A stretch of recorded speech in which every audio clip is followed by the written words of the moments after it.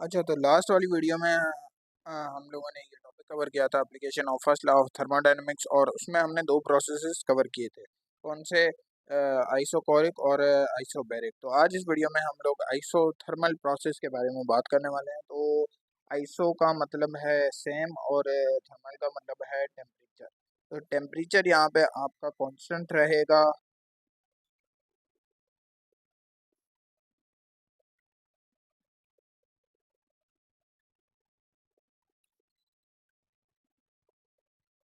सही है, टेम्परेचर आपका कांस्टेंट रहेगा। टेम्परेचर या इंटरनल एनर्जी, मैंने आपको पहले ही बताया, टेम्परेचर या इंटरनल एनर्जी दोनों एक ही चीज होते हैं।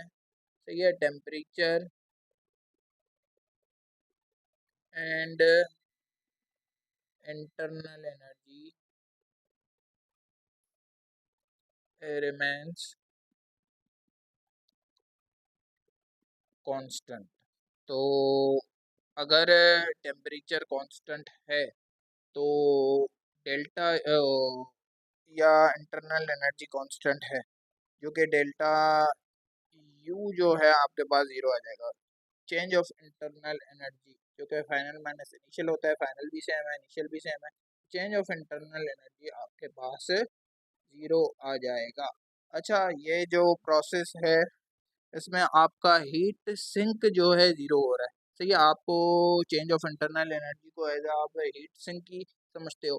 तो आपका हीट सिंक जीरो है, जितना भी आप इनपुट दोगे वो आपको उतना ही आउटपुट मिलेगा। चेंज ऑफ इंटरनल एनर्जी आपका ये वाली चीज जीरो आ गई, प्लस मैकेनिकल वर्क जितना आपका इनपुट होगा उतना ही आपका आउटपुट होगा। तो कोई भी आपका हीट सिंक नहीं हो रहा। सही है, तो हीट सिंक इस प्रोसेस में जीरो आ जाता है। अच्छा, और बात करें तो इस प्रोसेस में आप जितना भी इनपुट दोगे वो आपके आउटपुट के बराबर हो जाएगा। एफिशिएंसी इस प्रोसेस की 100% होती है, क्योंकि आउटपुट इनपुट दोनों बराबर होते हैं। सही है, आप जितना भी इनपुट दे रहे हो वो पूरा आउटपुट में जा रहा है, कोई हीट सिंक नहीं हो रहा, तो एफिशिएंसी इस सिस्टम की 100% आएगी। वैसे भी आउटपुट और इनपुट बराबर है, output divide by input into 100 होता है एफिशिएंसी। भी आपके पास 5 इनपुट है और उतना ही आपको आउटपुट मिल रहा है 5। सही है, तो 5 डिवाइड बाय 5 मल्टीप्लाई बाय 100 आपको 100% एफिशिएंसी मिलेगी। तो इट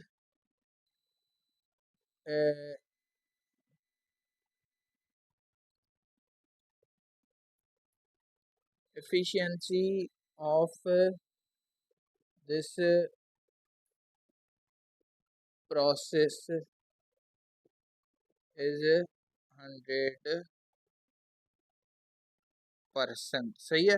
फिर और अगर बात करें तो it is very slow process. सही है, तो आइसोथर्मल प्रोसेस एग्जिस्ट ही तब करेगा जब भी ये स्लो हो। सही है, अगर इसे हम तेज कर देंगे, प्रेशर प्रेशर चेंज होता है, बढ़ता है या कम होता है, बहुत ही स्लोली स्लोली चेंज होता है, चेंज होता है। सही है, अगर वो फास्ट हो तो ये कन्वर्ट हो जाएगा एडियाबेटिक में, फिर ये आइसोथर्मल नहीं रहेगा। तो अगर इस प्रोसेस को आपने कंटिन्यू रखना है तो इसे आपको स्लो करना पड़ेगा। सही है, स्लो प्रोसेस को रहने दोगे तो कहानी बढ़ेगी, वरना ये चेंज हो जाएगा, कन्वर्ट हो जाएगा। सही है, तो आइसोथर्मल में अगर बात करें तो होता क्या है, आपकी इंटरनल एनर्जी कम होती है तो आप थोड़ी हीट सप्लाई करते हो, फिर इंटरनल एनर्जी उतनी हो जाती है। सही है, तो इट इज वेरी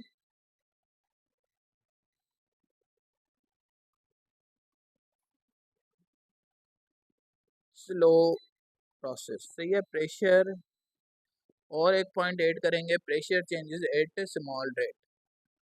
सही है, प्रेशर को भी हमें स्लोली स्लोली चेंज करना पड़ता है ताकि ये प्रोसेस एग्जिस्ट कर पाए। सही है, वरना अगर आप प्रेशर को एक ही दम से चेंज कर दोगे तो ये प्रोसेस एग्जिस्ट ही नहीं कर पाएगा। सही है, तो प्रेशर चेंजेस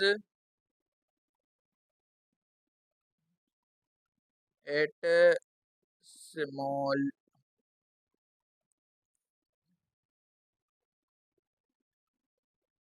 रेट। सही है, फिर ideal application, it is ideal.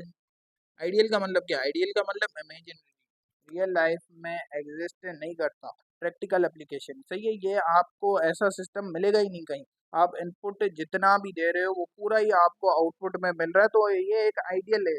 मतलब आप सोच ही सकते हो ऐसा कोई प्रोसेस या ऐसा कोई सिस्टम एग्जिस्ट नहीं करता जो आप जितना भी इनपुट दे रहे हो हीट सिंक जिसमें जीरो, और जितना भी आप इनपुट दे रहे हो वो आपको आउटपुट में मिले। तो ये आइडियल एप्लीकेशन है या इमेजिनरी कह सकते हो, प्रैक्टिकल एप्लीकेशन ये नहीं है।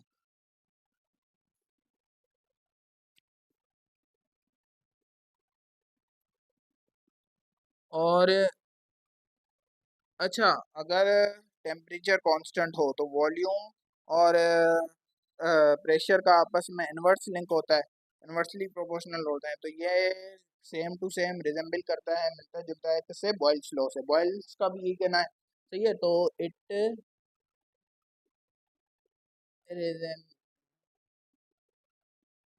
रिजेंबल्स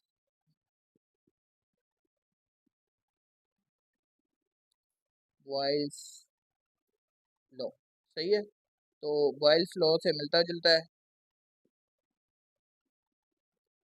और इसके लिए perfectly conducting walls are required, सही है।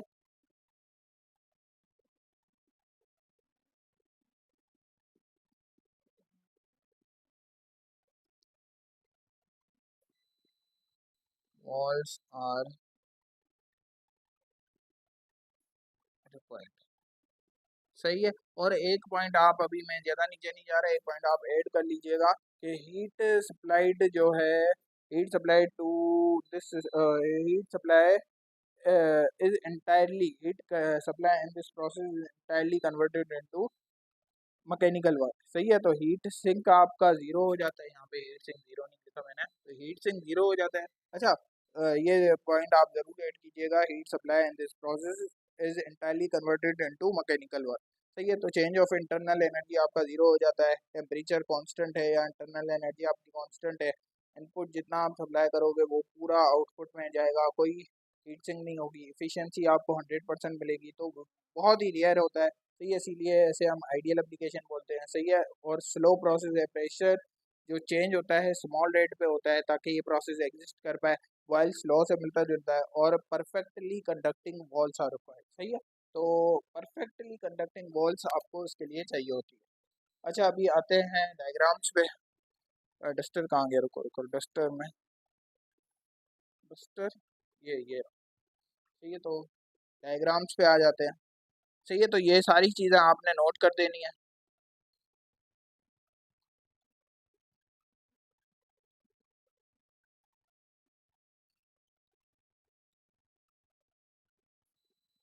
अच्छा, डेल्टा यू जो है, अगर आपका ज़ीरो है, सही है, डेल्टा यू ज़ीरो है, चेंज ऑफ इंटरनल एनर्जी आपकी ज़ीरो है, तो जाओ आप जितनी भी हीट सप्लाई करोगे वो वर्क में जाएगा, प्लस वो zero change of internal energy, सही है। तो यहाँ से दो कंडीशंस आती हैं। पहली कंडीशन जहाँ पे आपको दोनों चीज़ें पॉजिटिव मिलनी है, डेल्टा क्यू भी आपको पॉजिटिव मिलेगा, वर्क डन भी पॉजिटिव मिलेगा, सही है। या तो दोनों चीज़ें आपको नेगेटिव मिलेंगी।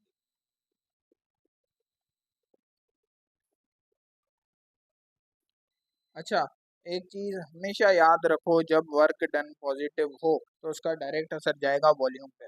क्या मतलब इसका, वॉल्यूम बढ़ेगा कैसे? वर्क डन अगर पॉजिटिव हो तो किस पे असर जाएगा, पी डेल्टा वी में किस पे असर जाएगा, वॉल्यूम पे, वॉल्यूम बढ़ेगा। और इसे हम, वॉल्यूम बढ़ेगा तो क्या होगी, एक्सपेंशन होगी, सही है। और सही है, इसका वर्क अगर पॉजिटिव है तो by the system, heat work done by the system होगा, सॉरी मैं थोड़ा कंफ्यूज हो रहा हूँ, work done by the system होगा, सही है, वॉल्यूम बढ़ेगा। और वर्क डन अगर नेगेटिव है तो वो वॉल्यूम उसमें घटेगा और work done on the system होगा, सही है। और इसे हम कंप्रेशन बोलेंगे। तो ये चीज़ याद रखनी है, अगर पॉजिटिव चीज़ है तो वो बाय द सिस्टम होगी, वर्क डन पॉजिटिव है, work done work done positive है, एक्सपेंशन होगी और वॉल्यूम बढ़ेगा। और अगर वर्क नेगेटिव है, work done on the system होगा, वॉल्यूम घटेगा और कंप्रेशन होगा। तो यहाँ पे वर्क डन पॉजिटिव है, वॉल्यूम जो है बढ़ेगा और इसे हम एक्सपेंशन बोलेंगे। तो ये है आइसोथर्मल एक्सपेंशन आपकी, सही है। तो यहाँ पे लिख लेते हैं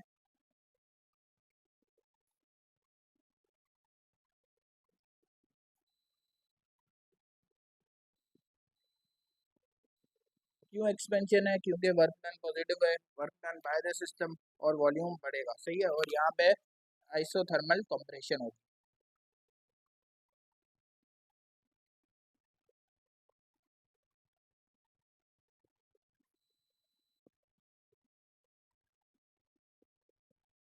अच्छा, अगर बात करें तो यहाँ पे मैंने पहली पॉइंट यही ऐड करेंगे, हमारा जो वॉल्यूम है वो हमारा इंक्रीज होगा। सही है, और वॉल्यूम इंक्रीज होगा तो प्रेशर हमारा डिक्रीज होगा, और टेम्परेचर तो ये है ही कौन सा, आइसोथर्मल। तो टेम्परेचर और इंटरनल एनर्जी दोनों जो है वो आपकी सेम ही रहेंगी, कांस्टेंट। सही है,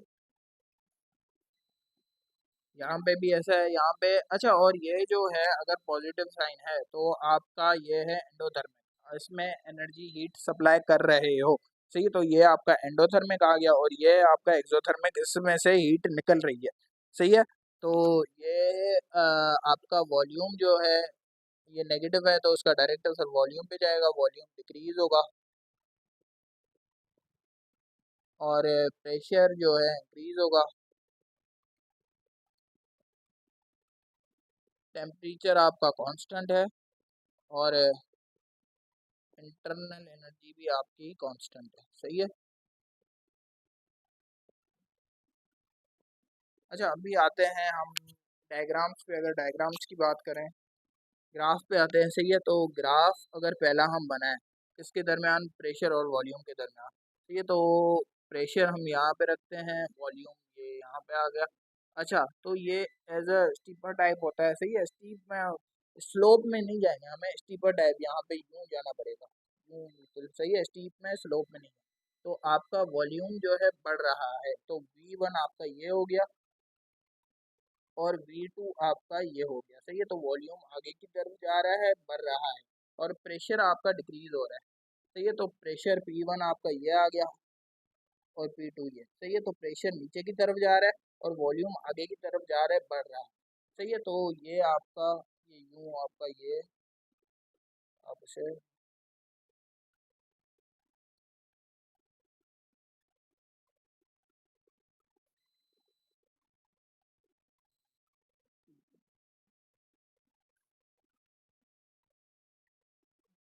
सही है, तो ये आपका एरिया अंडर कर्व ग्राफ आ गया, वर्क डन वाला। सही है, और ये आपका प्रेशर यहाँ पे नीचे जा रहा है, घट रहा है, और वॉल्यूम जो है आगे की तरफ जा रहा है। प्रेशर को हम यहाँ से देखेंगे। सही है, तो यहाँ से ये नीचे की तरफ जा रहा है, घट रहा है, और वॉल्यूम आपका बढ़ेगा। सही है, तो ये है आइसोथर्मल एक्सपेंशन। और आइसोथर्मल कंप्रेशन की अगर बात करें तो वॉल्यूम और प्रेशर को सेम ही जगह पे लिखेंगे। सही है, स्टीपर टाइप इसका भी ग्राफ होगा। यह आपका यहाँ पे वॉल्यूम आ गया, ये आपका यहाँ पे प्रेशर आ गया। ठीक है, तो वॉल्यूम ने डिक्रीज होना है। ठीक है, तो ये पीछे की तरफ जाएगा, यहाँ पे V1 है, और ये V2 की तरफ जाएगा यहाँ पे। सही है, तो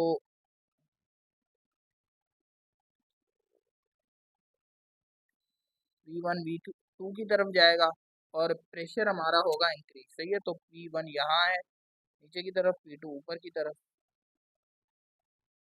तो प्रेशर आपका ऊपर की तरफ जा रहा है।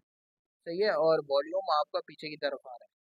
तो ये प्रेशर आपका ऊपर की तरफ जा रहा है, इंक्रीज हो रहा है, वॉल्यूम आपका पीछे की तरफ जा रहा है, डिक्रीज हो रहा है। तो ग्राफ को अगर देखें तो ये आपको मैच करने हैं यहाँ से। ये तो ये आपका एरिया अंडर कर्व ग्राफ जो है वर्क डन वाला, वो आ गया, और ये कहानी। अच्छा, अगर हम इसकी डायग्राम बनाए हीट इंजन वाले, हीट इंजन के मुताबिक, वो भी हम बना सकते हैं। अच्छा, यहाँ पे अगर हम इसकी डायग्राम बनाए तो यहाँ से ये आएगा, ये यूँ, यहाँ पे हम हीट सप्लाई करेंगे, डेल्टा क्यू, और हीट सप्लाई करेंगे। सही है, और ये यहाँ से हमारा वॉल्यूम इंक्रीज होगा। ये अब आपका V1 है।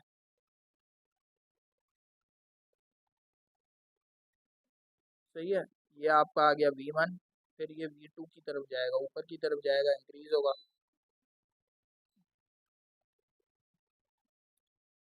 सही है, तो ये वॉल्यूम आपका इंक्रीज हुआ, और प्रेशर आपका डिक्रीज हुआ। ठीक है, और यहाँ अगर इसकी हम डायग्राम बनाएं, और ये आपका internal energy, change of internal energy, यहाँ पे आपकी जीरो आ गई। सही है, इसकी अगर डायग्राम बनाएं तो यहाँ पे ये वापस आएगा क्योंकि ये एक्सोथर्मिक है, वो एंडोथर्मिक है, उसमें आप हीट सप्लाई करोगे, यहाँ से आपको हीट मिलेगी। सही है, ये एक्सोथर्मिक है और यहाँ पे आपको वॉल्यूम डिक्रीज होता हुआ दिखेगा। अगर अच्छा, डिक्रीज होते हुए को शो कैसे करवाएंगे, तो ये आपका यहाँ पे V1 था तो यहाँ पे ये आ जाएगा V2। सही है, तो V1 से V2 आएगा तो ऊपर से नीचे आएगा, वॉल्यूम डिक्रीज होगा।